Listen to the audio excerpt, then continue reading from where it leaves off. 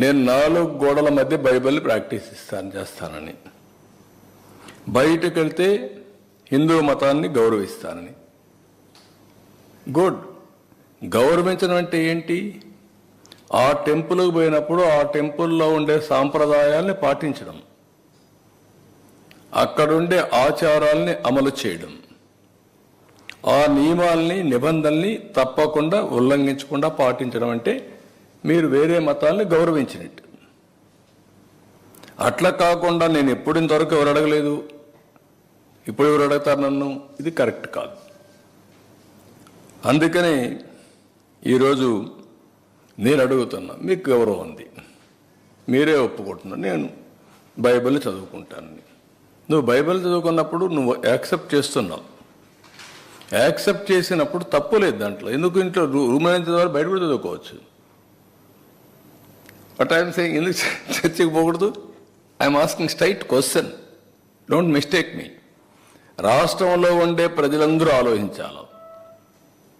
నేను హిందూని, వెంకటేశ్వర స్వామి దగ్గరికి పోతాను, నేను ఓపెన్గానే పూజలు చేస్తాను. అదే మరి చర్చికి పోతాను, వాళ్ళ నియమాల్ని నిబంధనల్ని పాటిస్తాను. మసీదుకు పోతాను, వాళ్ళు గౌరవిస్తాను. మత సామరస్యాన్ని కాపాడుతాం, సొంత మతాన్ని ఆచరిస్తాం. There is nothing wrong in it. Why should we hide? ఎందుకు దాచిపెట్టుకోవాలి? నేను లోపల ఎందుకు చదవాలి? You can read outside, nothing wrong. నేను తప్పుపడడం లేదు. కానీ లోపల మాత్రం చేస్తాను, బయట మాత్రం చేయను, నాది మానవత్వం అని మాట్లాడుతున్నాను. నేను మానవత్వం ఏంటి? మత సామరస్యాన్ని కాపాడడం మానవత్వం కాదు. మీరేమంటున్నారు? నేను ఎప్పుడో చెప్పాను, పాబ్లో ఎస్కోబార్ అని. ఆ లీలల వల్ల, చేసిన అరాచకాల వల్ల ఒక్కొక్కటే బయట వస్తూ ఉంటే ఇవి కూడా జరుగుతాయా అని మీకు ఆశ్చర్యం లేదు?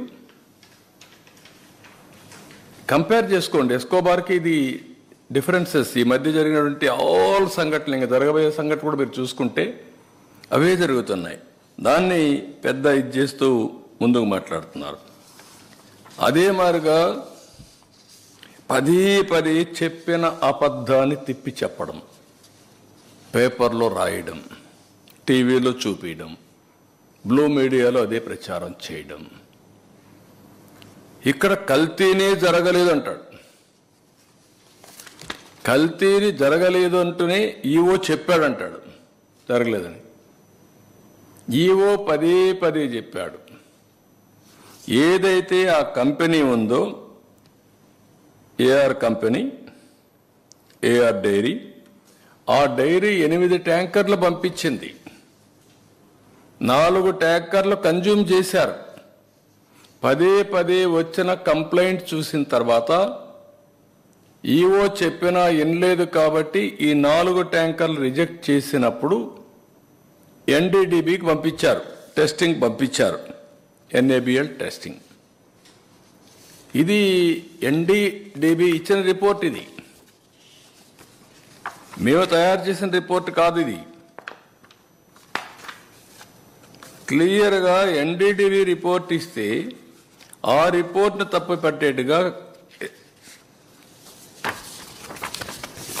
ఈ రిపోర్ట్, ఎన్డీడీబీ ఇచ్చిన రిపోర్ట్ ఇది చాలా క్లియర్గా 4 శాంపుల్స్ పంపించినప్పుడు 4 ట్రక్స్ నుంచి, ట్యాంకర్స్ నుంచి చాలా స్పష్టంగా వాళ్ళు రిపోర్ట్ ఇచ్చారు.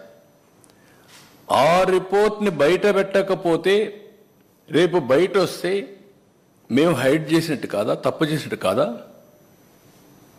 భగవంతుడు మమ్మల్ని క్షమిస్తాడు. ఓకే, ఇది జరిగింది.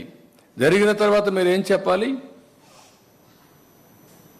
నేను అడుగుతున్నా, ఇది జరగలేదు అని ఎట్లా చెప్తున్నా నువ్వు?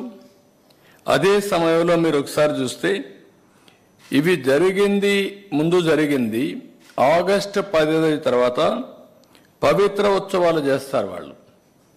తెలుసో తెలియకుండా దోషాలు జరుగుంటే క్షమించమని దేవుణ్ణి కోరుకుంటూ ఒక ఉత్సవాలు చేసి అలాంటివన్నీ కూడా ఇచ్చేయడం కోసం, పవిత్రతను కాపాడడం కోసం ముందుకు పోతారు.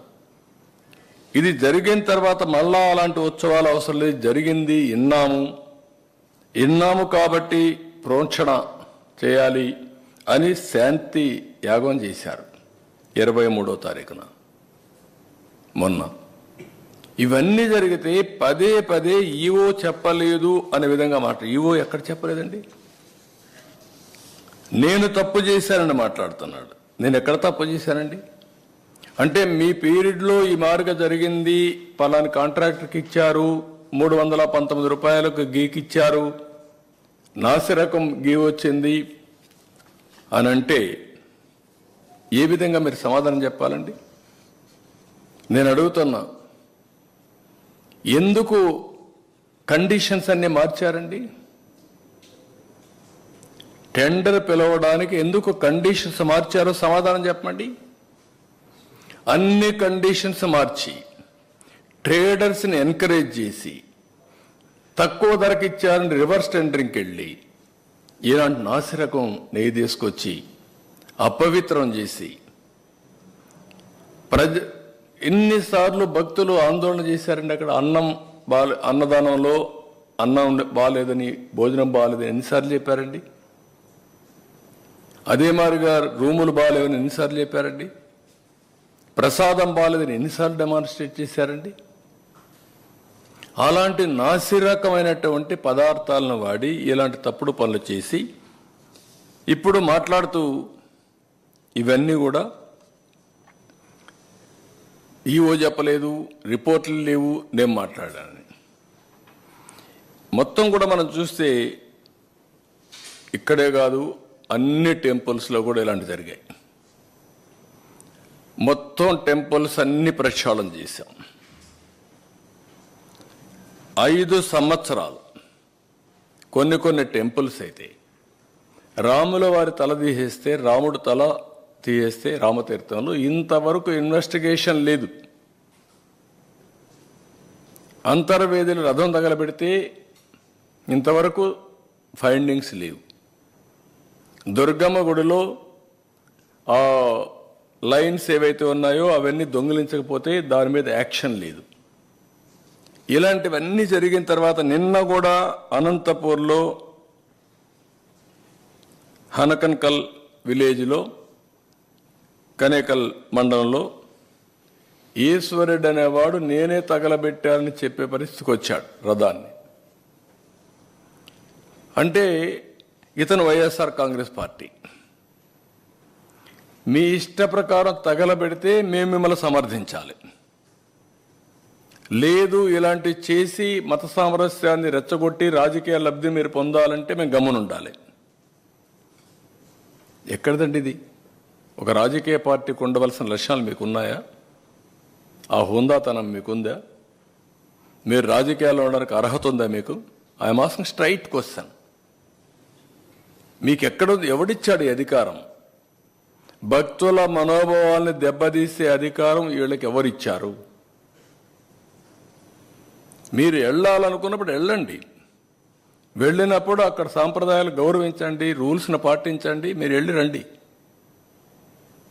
ఇక్కడ కూర్చొని కావాలని మళ్ళీ నెపం వేరే వాళ్ళ మీద వేయడానికి ఇష్టం లేదు. పోవడానికి అక్కడికి పోతే సంతకం పెట్టాలి, సంతకం పెట్టేది ఇష్టం లేదు, సంతకం పెట్టకుండా దౌర్జన్యం చేయాలి, దౌర్జన్యం చేయడానికి వీలు లేదు.